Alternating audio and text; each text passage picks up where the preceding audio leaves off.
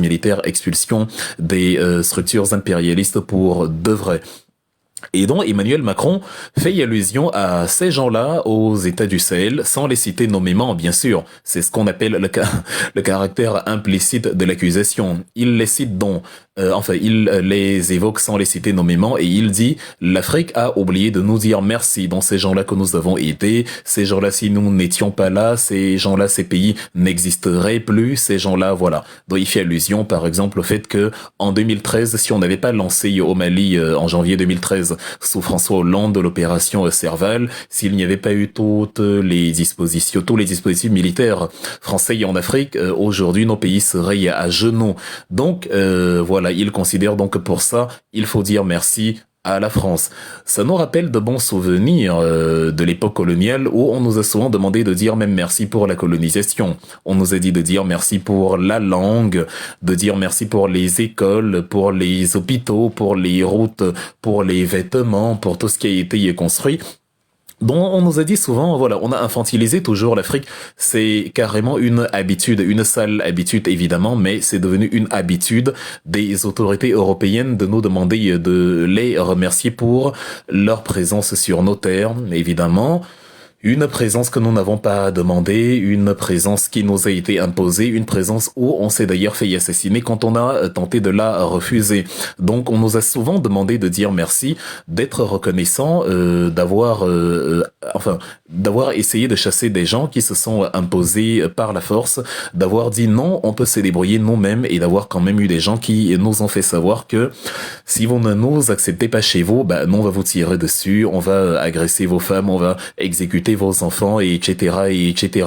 Donc voilà, on est dans la continuité du discours paternaliste, du discours chosifiant, du discours irrespectueux du bon colon occidental envers les pays africains à qui il faut toujours expliquer où est le nord, où est le sud, où est l'est, où est l'ouest, et on est vraiment dans la continuité de ça. Vous avez vu sous Jacques Chirac, on avait le même type de parole. Chirac qui disait que dans les HLM avec les Noirs, en tout cas les Africains qui sont là-bas, il n'y a pas de structure, c'est mal organisé. Si vous ajoutez en plus le bruit et l'odeur, voilà, c'est la cerise sur le gâteau. Vous avez eu au discours de Dakar en 2007, monsieur Nicolas Sarkozy, Paul Stéphane de Nagui Boxan, qui nous fait comprendre que le drame de l'Afrique, c'est que l'homme africain n'est pas assez rentré dans l'histoire.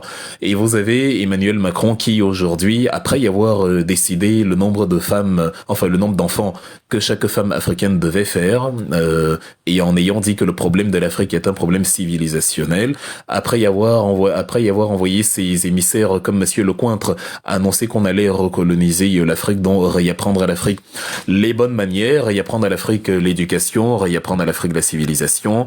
Emmanuel Macron débarque donc au sommet des ambassadeurs le 6 janvier et dit « L'Afrique a un problème de reconnaissance, les Africains, on les a aidés, ils ont oublié de nous dire merci ». Donc voilà. Voilà. Merci encore à ceux qui viennent donc de nous retrouver. Une fois qu'on a posé le contexte, on va donc aller dans le vif du sujet. Je vous réinvite à partager massivement cette émission. C'est très bien. Nous sommes déjà 100 personnes. Je ne vous apprends rien. Vous verrez bien que nous allons tripler, quadrupler dans les minutes, dans l'heure qui vient. En tout cas, et c'est pour ça qu'il est important de partager avec le maximum de personnes. Donc voilà, vous pouvez écrire des commentaires, vous pouvez échanger en commentaire, vous pouvez enrichir ce qui sera dit ici, mais gare aux insultes, gare au mépris, gare à la mal-éducation. Personne n'est obligé d'être là pour faire le commérage, les ragots de bistrot. Il y a des plateformes dédiées à ça, dont je ne vois pas pourquoi quelqu'un viendrait se torturer ici à commenter en écrivant des choses qui n'ont absolument rien à voir. Donc, et ceux qui peuvent également protéger cette conférence, notamment sur YouTube, qui peuvent l'enregistrer, je vous exhorte à le faire. Je n'ai rien contre ça. Donc vous pouvez, Donc vous pouvez partager, vous pouvez y enregistrer et diffuser sur les plateformes YouTube. Ce sont des connaissances qui sont bonnes à enregistrer. Ce sont des connaissances qui peuvent être utiles. Ce sont des connaissances bonnes pour la culture. Donc rebonjour à Don Diego, rebonjour à Famas des Terres. J'espère que nous allons passer passer 2, 3, 4 agréables heures ensemble. Et oui, ça va prendre un peu de temps. Beaucoup d'entre vous essaieront de dormir, mais finalement ne vont pas y aller parce que ce sera très intéressant. Oui, j'ose le dire, ce sera très intéressant. À force de côtoyer Emmanuel Macron, j'ai fini moi aussi par être arrogant. Donc ce sera très intéressant. Et d'ailleurs, les Camerounais ne sont pas humbles. Si vous demandez aux Camerounais ce qu'est l'humilité, ils n'en ont pas la moindre idée. Donc en tout bon Camerounais, je ne vais pas faire de fausse modestie. Bonsoir Maureen l'Africaine, j'enregistre et ce sera sur YouTube. Ah, oui, merci à toi. Et je dors que je... Nous sommes là, Wilfred, t'inquiète. Bonsoir à toi, Omega, Omega Koné, voilà. Donc, vous voyez, on est environ déjà 120, etc., etc. Donc, nous étions finalement plus de 800 il y a 2 jours. Et voilà, on cherche pas 800 personnes, c'est pas forcément le nombre. C'est pas pour se vanter du nombre, mais c'est pour faire profiter le maximum de personnes de quelque chose dont l'Afrique a abondamment besoin. Donc, sans plus tarder, à 30 piles, nous allons donc commencer après une très très très longue introduction. Donc, que nous dit Emmanuel Macron? Il nous dit que nous avons oublié de lui dire merci. Tout à l'heure, j'étais en train de vous parler de la problématique que nous avons avec l'esclavage et avec les colonisateurs qui nous ont toujours mis dans la tête à nous, les Africains, que nous devrions les remercier, que nous devrions être reconnaissants. C'est ce qu'on appelle, mesdames et messieurs, l'opinion forgée, c'est-à-dire l'opinion fabriquée. Les gens qui choisissent à votre place de la manière dont vous devez y réfléchir. Les gens qui, après vous avoir donné une info, vous disent comment vous devez penser cette info, quel camp vous devez choisir, quelle conclusion vous devez y tirer. C'est à peu près ce qu'on voit dans le conflit russo-ukrainien, dans le conflit israélo-hamas, où à chaque fois vous allez voir une sorte de tendance. Les chaînes de télé, les journaux ne font plus le travail qui est le leur, à savoir le travail de médias. Ils ne font plus le travail d'information, ils font le travail de propagande et d'idéologie. C'est-à-dire, le journaliste prend position. Or, le journaliste est chargé de donner une information et de vous dire, voici les faits, maintenant, libre à vous de faire ce que vous voulez en faire. Mais mon travail de journaliste, c'est d'informer ceux qui n'ont pas l'information.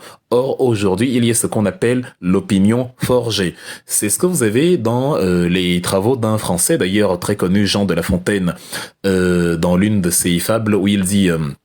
selon que vous serez puissant ou misérable, les jugements de cour vous rendront blanc ou noir. Je pense que c'est dans Les animaux malades de la peste en 1778, enfin 1678, quelque part au XVIIe siècle, dont Jean de La Fontaine, très connu en France, référence de la littérature française, fait comprendre cela, cette belle citation dans ses écrits.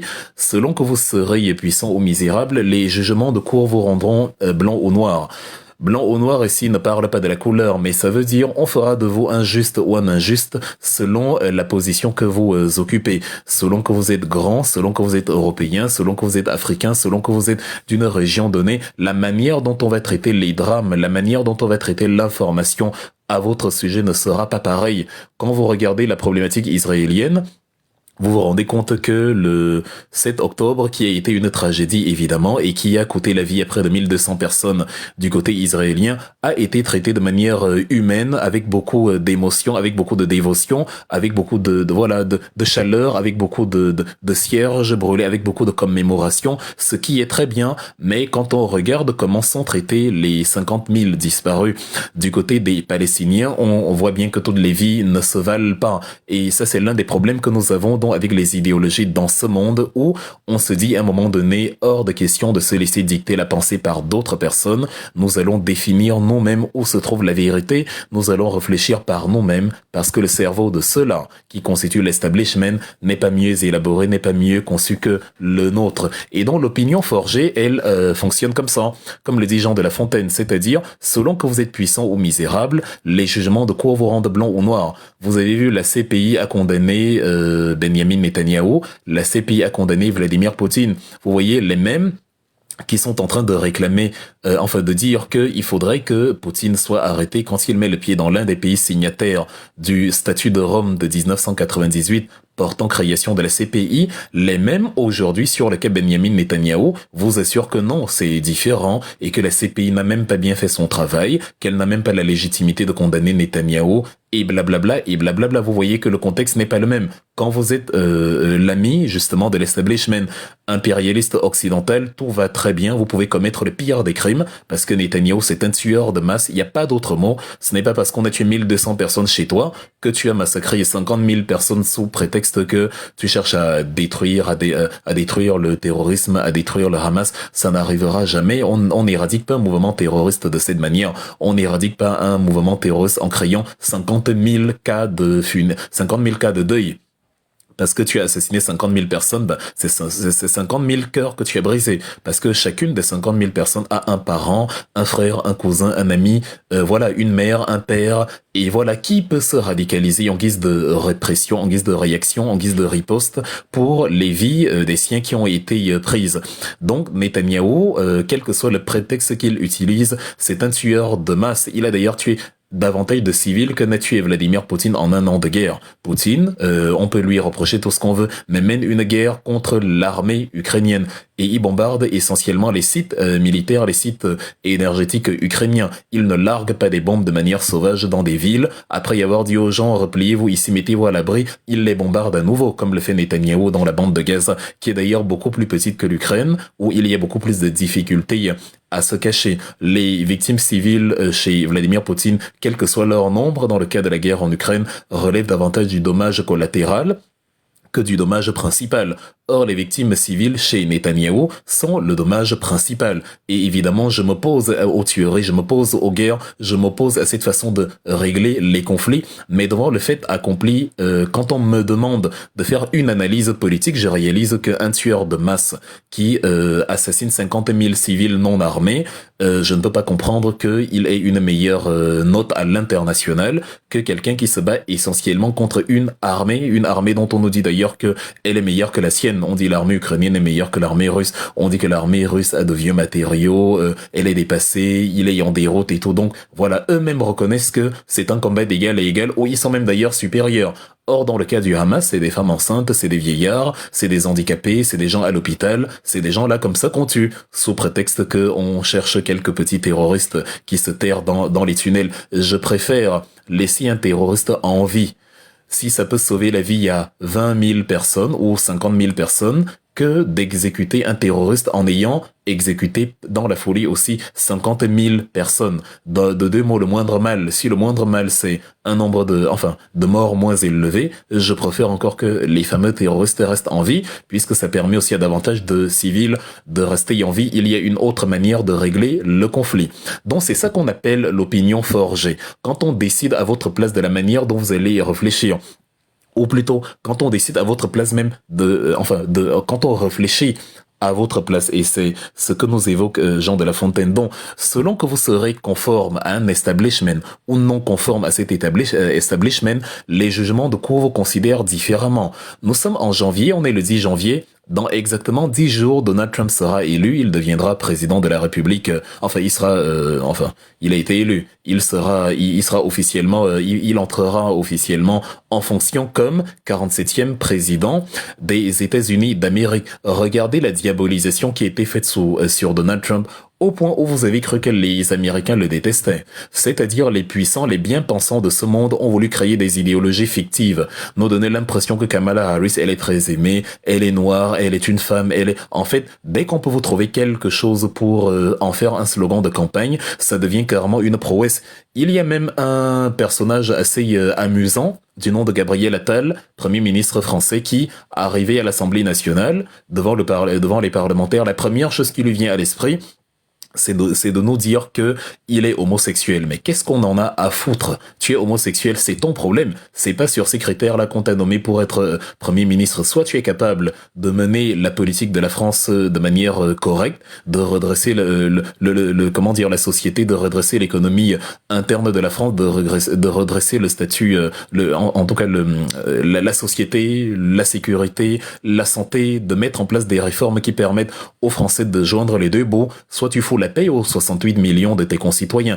Il arrive, il dit, je suis homosexuel. Rien à foutre, t'es homosexuel. Et alors, c'est même devenu un slogan de campagne. Et aujourd'hui, on a eu la même mécanique absurde avec Kamala Harris. Je suis une femme, je suis indienne, je suis noire, je suis... Mais et alors? Moi, je mange les ananas. Donc, si je vais être président de la République, je viens à la télévision, je dis, j'aime les ananas. Maintenant, ça devient mon élément phare. Tu es homosexuel, et alors? Tu aimes, je sais pas, moi j'aime les filles aux longs cheveux, donc c'est un slogan de campagne. J'aime les filles qui ont les formes, les courbes généreuses. Donc voilà, pour ça, votez pour moi, pour ça je suis un bon Premier ministre. Je suis un homme, j'aime les hommes, je suis un bon Premier ministre. Mais c'est quoi ça? Donc Kamala Harris est venue aussi et on nous a créé dans la tête la fameuse opinion forgée, où on nous a dit que comme elle est une femme, elle sera un bon président. C'est quoi ça comme critère? Tu es une femme dont tu seras un bon président, mais allez vous faire voir avec ça. Ce n'est pas sûr, c'est pas un critère de compétence. Être une femme présente autre chose. Elle est noire, donc elle sera un bon président. C'est du blabla. Les Américains ne sont pas idiots. Mais on a voulu prendre les Américains comme des idiots et on a voulu nous prendre également à l'international comme des idiots. Et c'est ça, une fois encore, le mécanisme de l'opinion forgée. On vient vers vous et on vous dit, voici celui qui est bien, voici celui qui est gentil, voici le méchant. Ne votez pas pour le méchant parce que vraiment, s'il vient, il va tout détruire. On nous a carrément fait oublier que Donald Trump était déjà président des États-Unis d'Amérique pendant 4 ans. Et le monde ne s'est pas effondré. Au contraire, le monde s'est même mieux porté que sous George W. Bush, sous Barack Obama ou sous Joe Biden après lui.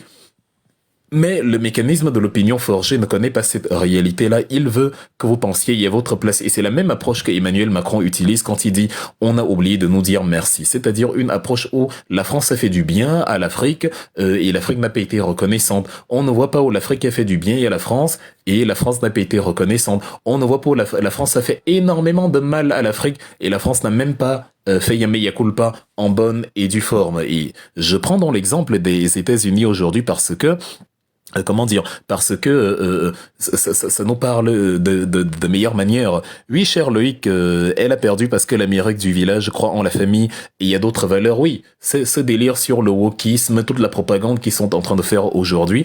Ce n'est pas ce à quoi aspire le citoyen profond.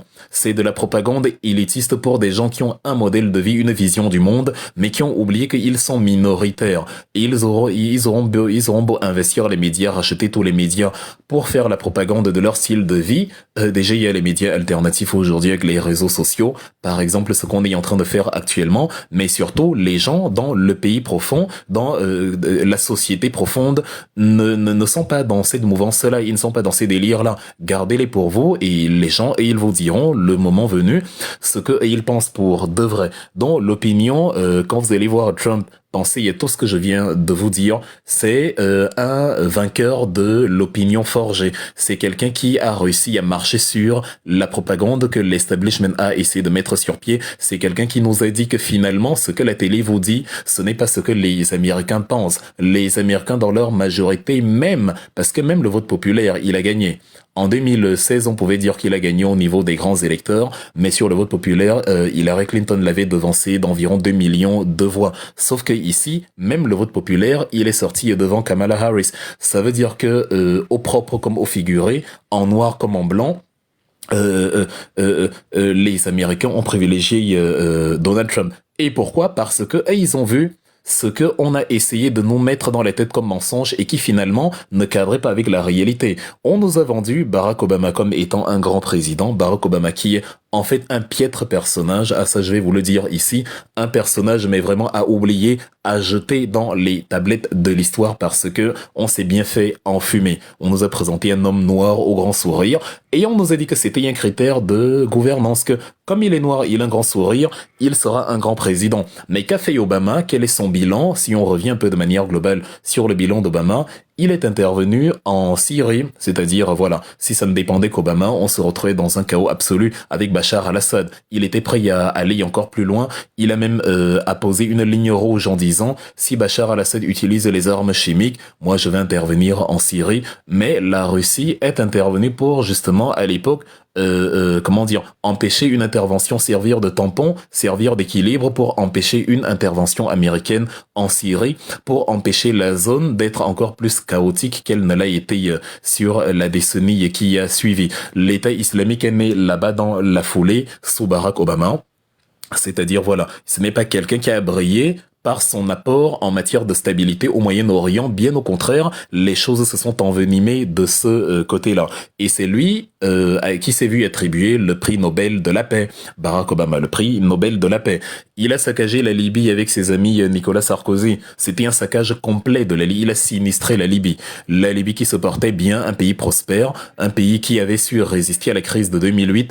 Je vous rappelle que pendant la crise de 2008, alors que les pays européens étaient très endettés, les pays occidentaux de manière générale étaient très endettés, la Libye avait, ne dépassait pas les 3% de dette publique. C'est un pays qui s'en sortait, c'est un pays qui était bien géré.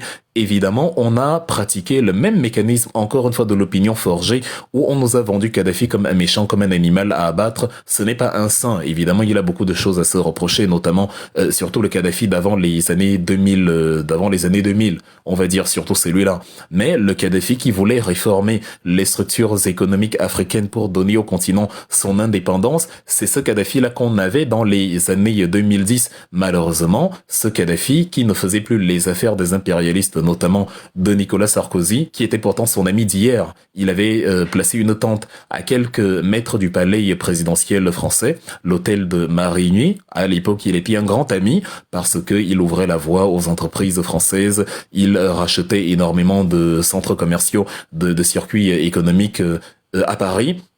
Là, tout allait bien, mais quand il a décidé de réaliser le projet qu'il avait annoncé depuis la déclaration de Sirte de 1999, portant entre autres création de l'Union africaine, et de passer une seconde étape et de poser les jalons d'une véritable émergence africaine avec le Fonds monétaire africain, avec les réserves d'or qui soutiendraient le nouveau paradigme monétaire qu'on voulait mettre sur pied. Évidemment, il est devenu un ennemi à abattre, et donc le Barack Obama, à qui on a donné le prix Nobel de la paix, est descendu en Libye et a sinistré la Libye avec Sarkozy et le premier ministre britannique.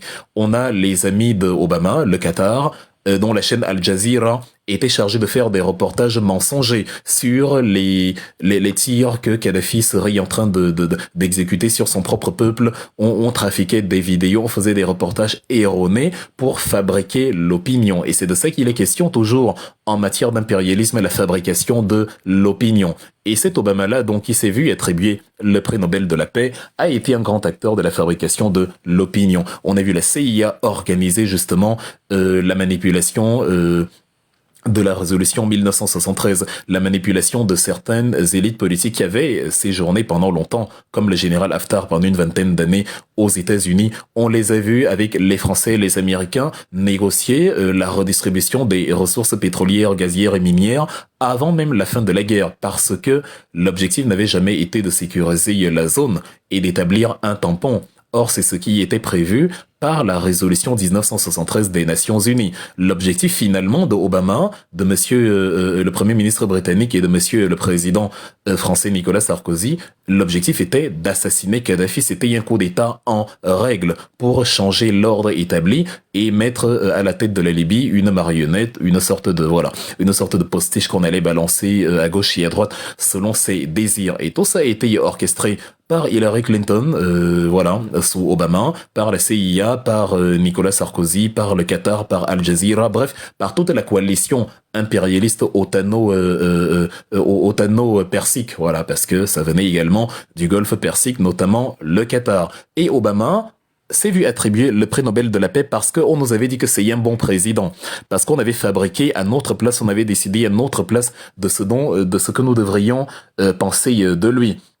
Je ne vous dis pas la crise des réfugiés qui s'en est suivie. Regardez tout le flux, tous ces gens-là qui sont partis de Syrie, notamment en 2015, qui ont envahi l'Allemagne, qui ont envahi les pays scandinaves, qui ont entraîné les pays européens dans une situation où on s'est retrouvé avec la montée des extrêmes droites. Les extrêmes droites sont montées du fait que le flux de réfugiés étant grand, les pays européens voyant arriver à côté sur leur terre un contingent, appelons ça comme ça, d'étrangers jamais vu à une telle proportion sur un intervalle de temps aussi court, ça a facilité la venue des Matteo Salvini en Italie, Giorgia Meloni, des Geert Wilders aux Pays-Bas, des Marine Le Pen en France, des AfD en Allemagne. Ça a renforcé justement les extrêmes droites un peu partout dans le monde, et dans plusieurs de ces pays, ils sont même carrément arrivés au pouvoir, notamment en Italie. Tout ça, c'est grâce à la magnanimité et aux bonnes habitudes de Barack Obama, qu'on nous a vendu comme un faiseur de paix, qu'on nous a vendu comme quelqu'un de très gentil, comme quelqu'un qui apportait la stabilité à l'international. Et si vous prenez maintenant la politique interne américaine, vous réalisez que sous Obama, ça a été un chaos total, c'est-à-dire Barack Obama a battu le record des tueries des Noirs durant la présidence d'un président américain. Il y a eu plus de tueries de Noirs aux États-Unis sous Barack Obama que sous Bill Clinton, que sous George W. Bush, ou même que sous George W. Bush le père. C'est-à-dire on avoisine les 300 tueries dans environ 23 fusillades de Noirs aux États-Unis, de Noirs non armés par des policiers blancs, tués par les policiers blancs. C'est-à-dire le système n'a en rien été changé sous Barack Obama. On va me dire qu'il n'avait pas la majorité au Congrès toujours, mais je vous signale qu'il y a des élections tous les 2 ans aux États-Unis qu'on appelle les midterms, les élections de mi-mandat, qui te permettent à un moment donné de rafler.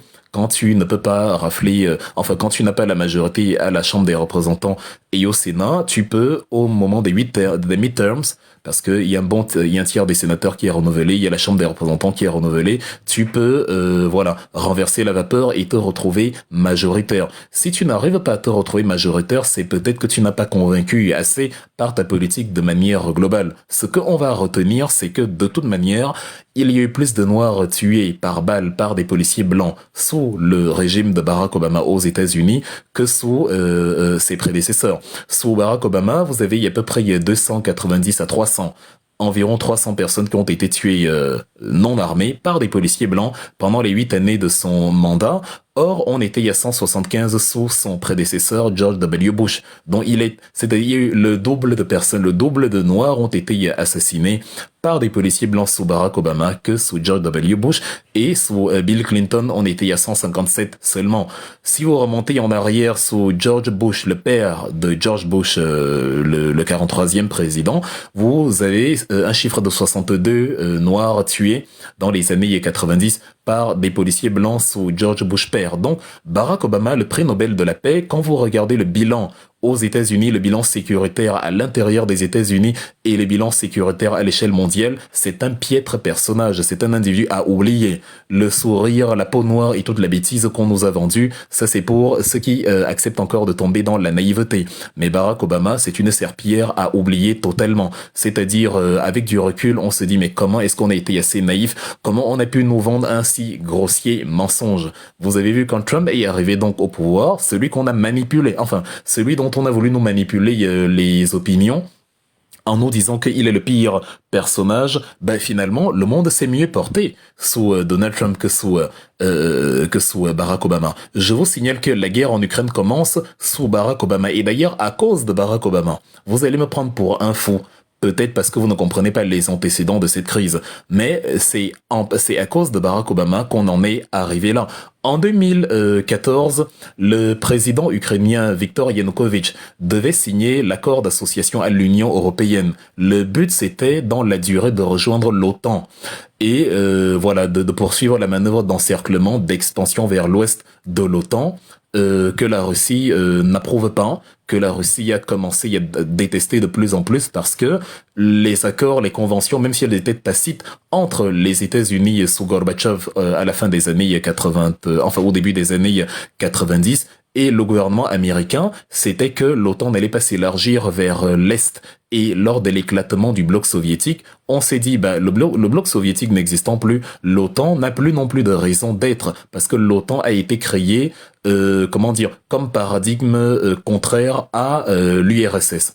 Ou plutôt c'est même l'URSS qui est venu après pour répondre à l'OTAN. L'OTAN a été créée après la Deuxième Guerre mondiale en 49. L'Union soviétique a mis donc sur pied en mai 1955 ce qu'on a appelé le pacte de Varsovie, c'est-à-dire le mécanisme de défense des pays qui appartenaient donc au bloc soviétique ou qui lui étaient affiliés. des pays comme la Pologne, voilà, la Moldavie, l'Ukraine, bref, tous ces pays en faisaient partie.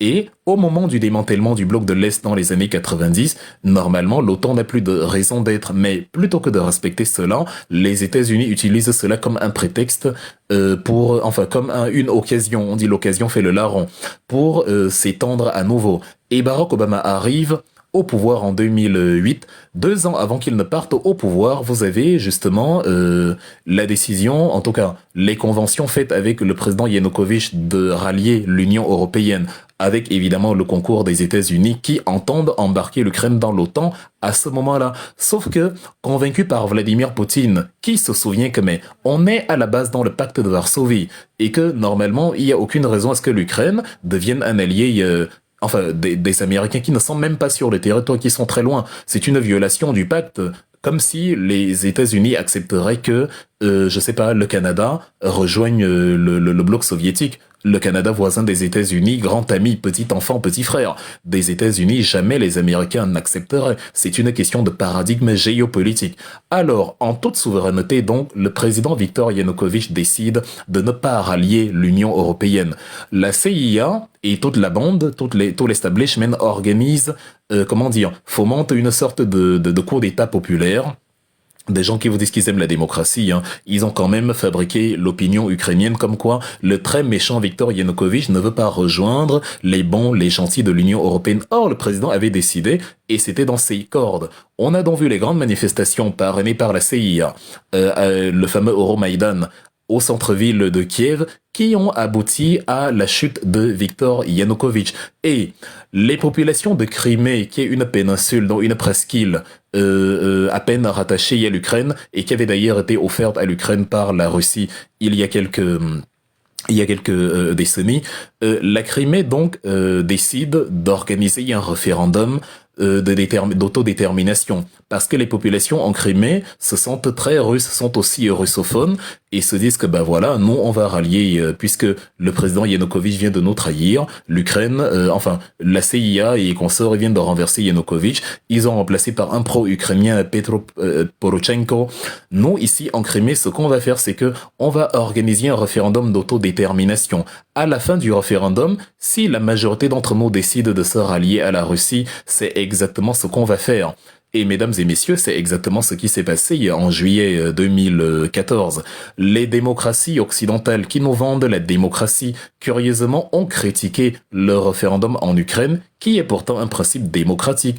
Et ils ont félicité le putsch contre Yanukovych, qui est pourtant un principe antidémocratique. Ce sont des gens qui, aujourd'hui, critiquent les putschs dans l'Alliance des États du Sahel. Mais regardez comment, dans le cas de l'Ukraine, en 2014, ils ont approuvé le putsch qui renverse Viktor Yanukovych, et ils ont désapprouvé le référendum, dont des gens démocrates, des gens qui se disent les pays civilisés occidentaux, les démocraties occidentales, curieusement se retrouvent à légitimer un coup d'État et à délégitimer un référendum. Le même coup d'État qu'il y a eu en Ukraine, où on nous dit que les nouveaux dirigeants étaient soutenus par la population et qu'on voulait que Viktor Yanukovych, les Ukrainiens voulaient que Viktor Yanukovych s'en aille, c'est le même type de coup d'État qu'il y a eu au Niger, où les populations soutiennent Abdourahmane Chiani et ils ne veulent pas revoir Mohamed Bazoum au pouvoir. C'est le même coup d'État qu'il y a eu au Burkina Faso, où les populations burkinabées et d'ailleurs africaines, dans leur majorité, soutiennent monsieur Ibrahim Traoré et ne veulent pas qu'un Damiba, un voyou comme celui-là,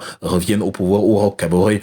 Mais paradoxalement, on vous dit là-bas que c'est des mauvais coups d'État. Or, c'est exactement le même schéma. Et c'est ça qu'on appelle encore l'opinion forgée. Donc, à l'issue du référendum de Crimée, la Crimée se prononce pour la Russie. Vladimir Poutine récupère la Crimée qui est donc désormais russe jusqu'à ce jour. Et dans la foulée, les populations des régions du Donbass, dont des grandes provinces de Lugansk et de Donetsk, décident également que elles veulent davantage d'autonomie, elles ne veulent pas faire sécession en soi. Mais comme elles sont également à majorité russophone, comme elles ont une identité, une particularité culturelle, elles veulent que cela soit respecté, que cela soit inclus justement dans, les textes administratifs. C'est ce qui est convenu et qui est finalement signé dans la capitale de la Biélorussie, à Minsk, chez monsieur Loukachenko, l'ami de Vladimir Poutine. Là-bas, on s'est entendu entre le gouvernement de Poroshenko et les administrations locales du Donbass que il y a des réalités, des spécificités de vos régions qui seront respectées. Et voilà. Mais le temps passe et les populations du Donbass se rendent compte que le gouvernement de Kiev est en train de faire une entourloupe et ne réalise pas ce qui était prévu dans les accords de Minsk. Ils font donc comme ceux qui ont essayé de faire la sécession au Cameroun, ils prennent les armes et ils disent que désormais, non, on ne veut plus s'associer à ces gens, enfin non, on ne veut plus faire partie de l'Ukraine, on préfère être l'un des États fédérés de la Fédération de Russie, parce qu'au moins là-bas, on sait là où on se situe. Ici en Ukraine, on a été floué. Et tout ça, ça se passe sous Barack Obama, parce qu'il va partir, son dernier mandat, son mandat s'achève en 2016, enfin il part en 2017, début d'année 2017. Donc, c'est sous Obama que cela a été organisé, que les peuples ont été manipulés comme ça partout à travers le monde et que l'instabilité même que nous avons encore aujourd'hui est née. Mais vous voyez, on lui a accordé le prix Nobel de la paix parce qu'on est dans le paradigme de l'opinion forgée, où on veut que vous pensiez ce qu'on veut que vous pensiez, où on ne veut pas que vous pensiez ce que vous-même vous voulez penser. On modèle vos conclusions à votre place. Et Emmanuel Macron, ici à l'image, nous dit la même chose. L'Afrique a oublié de nous dire merci pour que nous pensions que c'est nous qui avons tort, que la France est venue nous aider et que nous n'avons pas dit merci. Or, il y a un autre narratif et nous allons en parler aujourd'hui. Il y a un autre narratif qui nous dit que la France aussi a fait énormément de mal à l'Afrique et a oublié de dire sorry. La France énormément a également profité de l'Afrique et a oublié de dire merci. La France doit même presque son existence actuelle, dans sa configuration actuelle, à notre continent et elle a oublié également d'être reconnaissante. Donc, et quand on nous aide pour rester sur le cas américain, j'aime bien m'appesantir sur des exemples clairs pour que vous puissiez voir de manière illustrée dans quel monde nous vivons. Et comme ça, vous partirez de cette conférence avec énormément d'enrichissement sur la question. Donc, quand vous prenez maintenant, comme il s'appelle, Barack Obama, vous avez, Donald Trump, c'est-à-dire qu'on nous a vendu comme le méchant, par rapport à Obama, et quand on nous disait que bon, celle qui doit prendre le pouvoir, c'est Clinton qui est évidemment Obama également, parce que ce sont